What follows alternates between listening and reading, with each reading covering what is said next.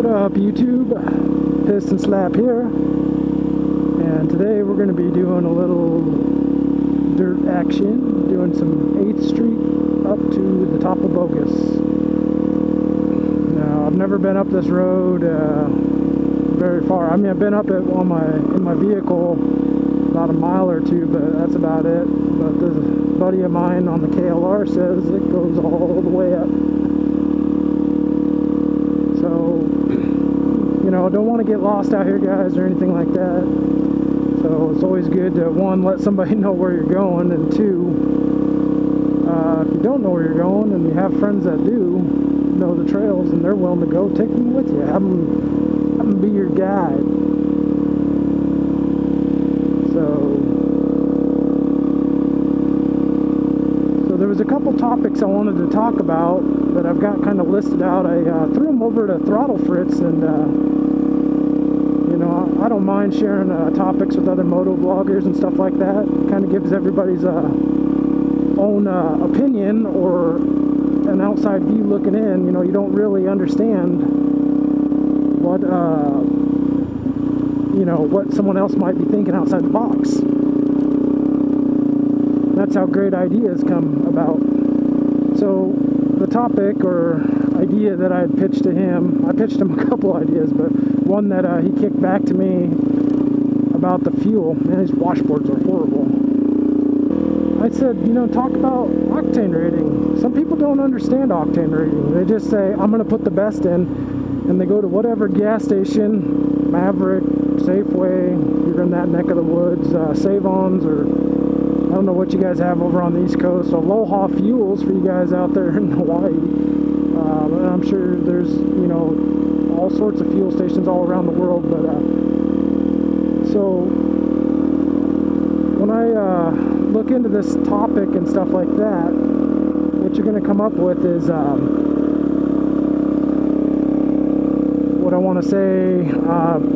One, consult your manufacturer's specifications as far as what they recommend for fuel.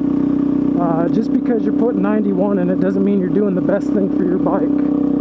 And a lot of people, they have that mentality that, oh, I can feel the difference when I put 91 in my vehicle versus putting in what it recommends. That to me, you know, this is my own personal opinion, don't hate me for it, but that's like putting magnets on your fuel lines and telling me that you're instantly going to get better fuel mileage.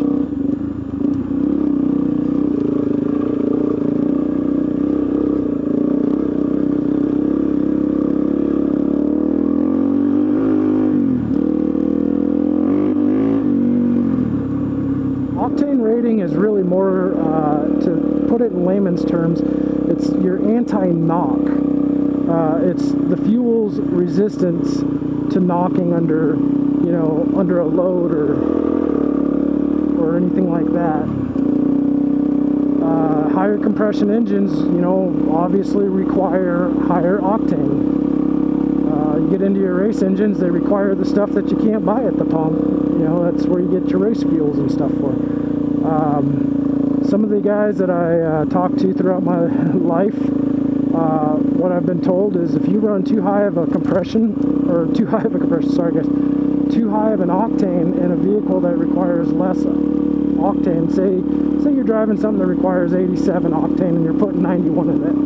Well, what ends up happening is it starts building carbon in the cylinder, mainly on top of the piston and stuff like that.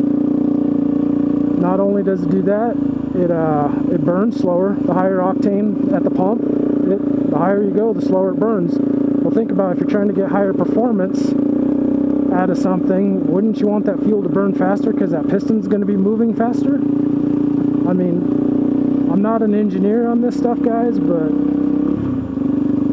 I would assume that higher octane is going to just cause, you know, sorts of problems. Yeah, it might not be something, you know, right now or a year down the road, but a buddy of mine actually experienced it with his, what is it? He has a Yamaha Warrior. Always ran premium in it. You know, he takes good care of his bike, you know, good oils, changes the filters and stuff. does all the maintenance that's required. One day the bike just, you know, started making a knocking noise, and it just progressively gotten worse and worse and worse. And he thought, hey man, maybe it's got lifters that aren't pumping up, or you know, maybe the valves need to be adjusted, or you know, all sorts of stuff. You know, and he changed all these parts trying to fix the problem. Come to find out, it was his fuel. He was running that high grade fuel, and he didn't need it, and was causing that knocking noise. Where, you know, he said that he went back to putting what the recommended octane rating was in his bike, and problem's gone. Bike runs like a champ. This actually runs a little bit better than what it used to, because it's obviously not knocking and having those issues. This is going to be a long moto vlog, guys, so, you know, I'll try to chop it down, because I don't want you listening to all the boring crap where I ramble, repeat myself over and over again. So, you know, now, if you're going the other way and your bike requires 91 and you're putting the 87 or the 86, or I'm sure there's even places that got higher or lower octane. I've seen 85 at the pump, and I've even seen E85. You don't want that. Don't put E85 in your bike unless you know for a fact it can run on that. The octane rating of E85, I think, is up in the 100 and something, but the alcohol content just tears up the internals. You know, not just the internals of the engine, the internals of your carburetor, your fuel injection, all that stuff. So, you know, run what the manufacturer requires. Now this bike, it requires 91. A lot of places you can get 92. I've seen 93 at a pump. I've even seen bikes where they have stickers that say 90. You know, minimum octane required 90. Well, 87's a little low, so they say you always buy, you know, the closest you can, you know, but preferably just a touch on the high side. So, you know, we get 91, so I'm 1 point over, so it's not going to hurt the bike. You know, you're not going to notice a performance difference on that. You know, if you can't get 90 or any of that stuff, you know, it is acceptable to run the lower octane, the next, you know, whatever the highest you can get that's closest to it. But, you know, take it easy on the motor. You know, don't be hammering on it, because you know, you're risking detonation and stuff like that. There's a car out here. Any questions? You know, I'm sure I've left something out. So we've talked about, you know, running the required octane for your vehicle. Let's say vehicle that, you know, should be moto vlog, so run the required octane for your motorcycle. For you guys that are running aftermarket tuners and stuff like that, you know what you're supposed to be running. You know, you might have your bike tuned for race fuel, running that higher ignition timing or cam timing. You know, all that stuff plays a factor in it. You know, aftermarket pistons, ported and polished heads, you know, milled heads, you know, where you change the compression inside the chamber, which, you know, there again, bring your compression up, you're going to need a little bit of octane to quench the thirst of that motor and keep that thing from knocking, spark knocking, pre-ignition, all that stuff. Oh yeah. Can't wait to get up here into the trees, guys, get you some of that awesomeness. Oh, how nice.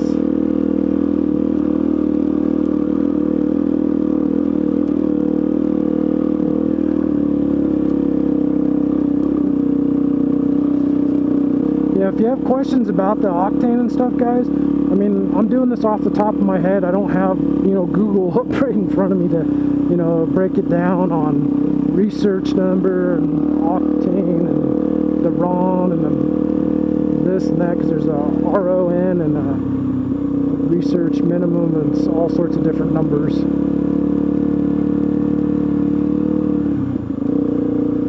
Man, it's pretty up here. So this is another reason why I got the dual sport, guys, is just, you know, taking a look at the scenery. You don't see this on the sport bike. You can't come up here and see this. I mean, you could drive a sport bike up here, more power to you if you do it.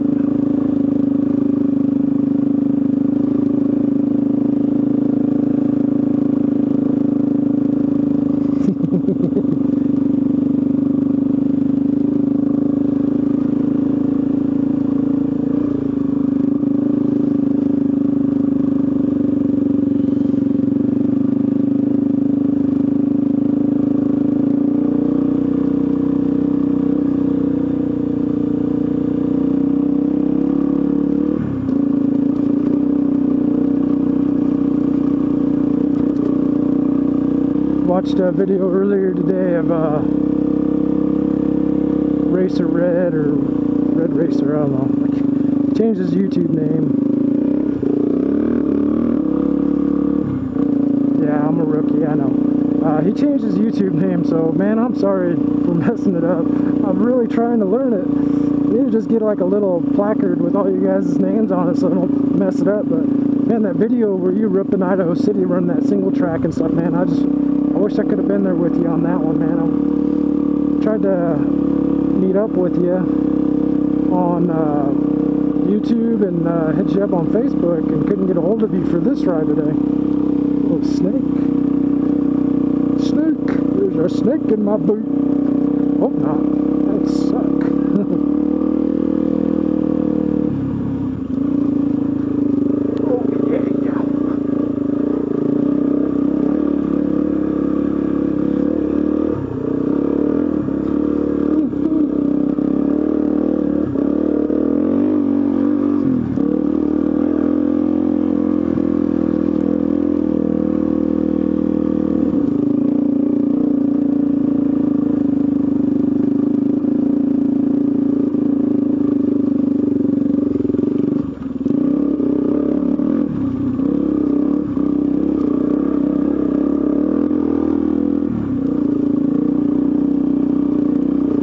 There's some wheel weights sitting back there in the middle of the trail.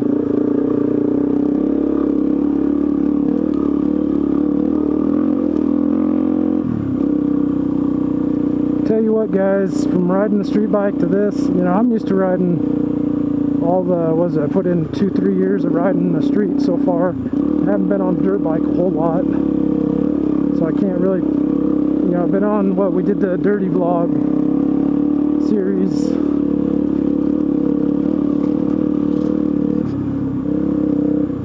I think these guys are just telling me how many are behind them.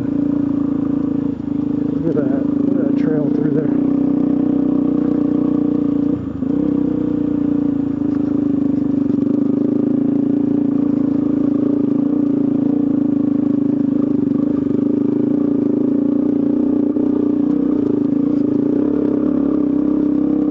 Yeah,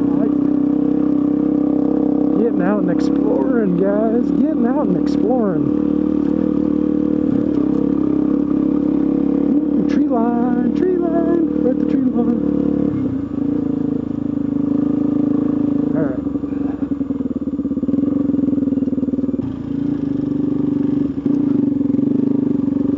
Yeah.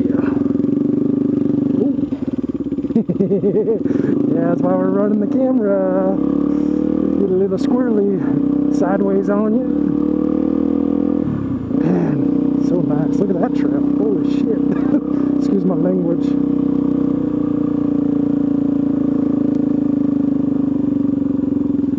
Hopefully the camera's still rolling.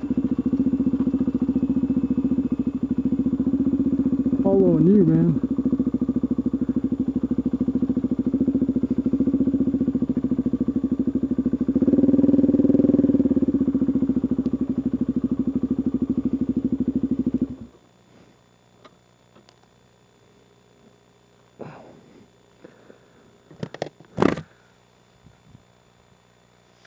There it is, guys. The tractor, KLR, the doctor. Yeah. Look at this.